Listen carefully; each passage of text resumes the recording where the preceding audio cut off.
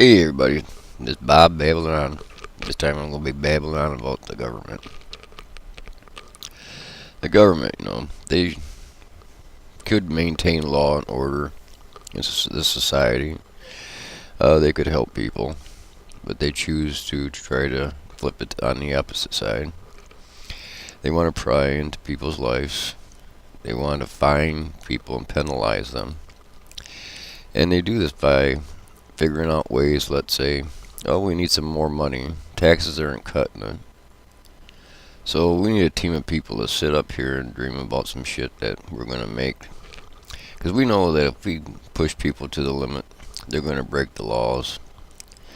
And the thing is that they will build us some revenue for us to still survive on. So, for example, they don't really care about you and your health and driving in this car.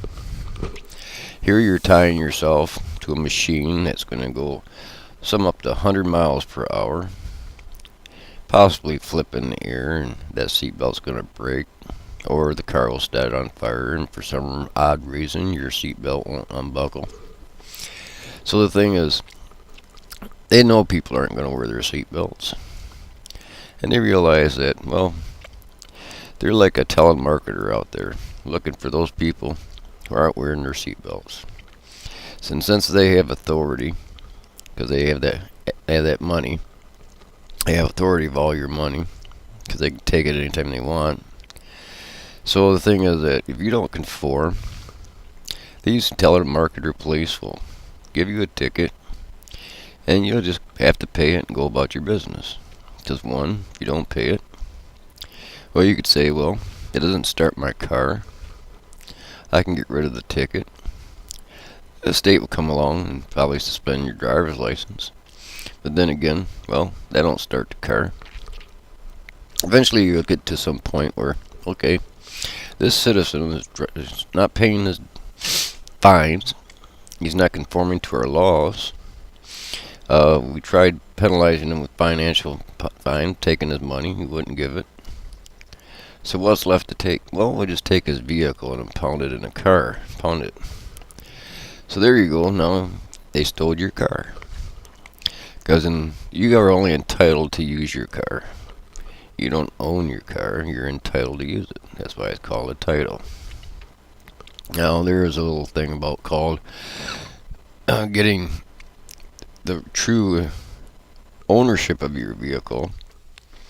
It's called some kind of patent. Vehicle patent, just like there's property patents. But the government don't really care about you. Want you to know that. Because if you have these things, then they can't charge you taxes. And they don't want you to know that you don't have to pay taxes. My God forbid. If we didn't pay taxes, man, the government wouldn't exist. But I believe we need to pay taxes to a certain point. I believe that for us to grow as a civilization, a society, we all must do our part. And to do our part is to be productive, try to work as hard as we can, earn an honest living, contribute back to society by paying taxes. But here's the problem. Our government, they love earning all that money. They love living a high life. These luxury lives that they lead. Now with all this wealth that they have, now here's the thing.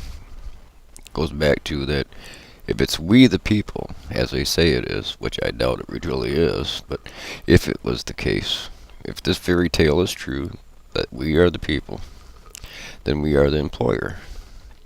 And if we are the employer, they are the employees. So once again, why are we allowing our employees to dictate to us, the employer, is the question. We should be telling them, look, dude, we can give you $20,000, Medicaid, Medicare, and some food stamps, and see how you feel going to the grocery store, buying your groceries, and you slide your little bridge card in there, and the cashier looks at you and says, sorry, bud, you ain't got enough money on your food stamp card to buy all these groceries. But you need these groceries to feed your family. Well, that's just too bad. Now you're just without that. Now that's the way I think the politicians should live. They should be receiving food stamps, having Medicaid for their own health care, and getting only about $20,000 a year. And if they can't survive on that, well, then they need to learn how to live in poverty and work themselves way back up.